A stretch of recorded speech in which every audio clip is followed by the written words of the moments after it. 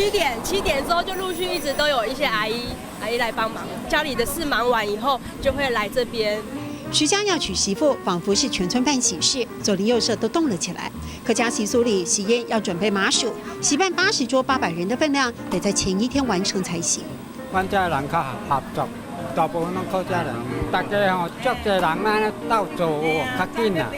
也的确需要众多人手，米团分装一袋一袋，用大锅蒸熟就要花上8个小时。再用2根竹棍，婆婆妈妈4人联手把麻薯搅出 Q 劲。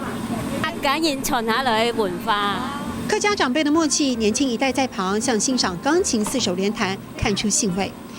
南投水里新兴村居民95%是客家人，同样的画面时光流转，伴随一代一代。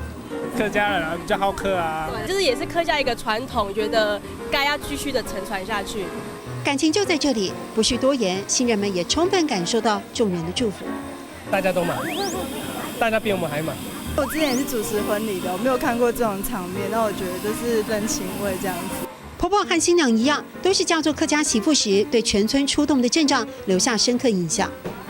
像办喜事这样互相融合在一起，有时候刚好趁这个机会哈，大家聊聊天啊。丈夫还留着母亲结婚时用的方桌，见证着第3代了，客家传统未消逝。就像最后完成的麻薯，大伙的感情紧紧地粘在一起。这是我们客家人的特色，就是这个咸的这个麻糬。새우豆轻有咪。没了，哎，你吃了不请你啊。很有嚼劲，让人想一口接了一口。加入肉臊的咸麻薯或花生粉的甜麻薯都很吸引人，更让人回味再三的是过程里添加的浓厚人情味。上课喽！새우豆轻有咪，食到杯前米。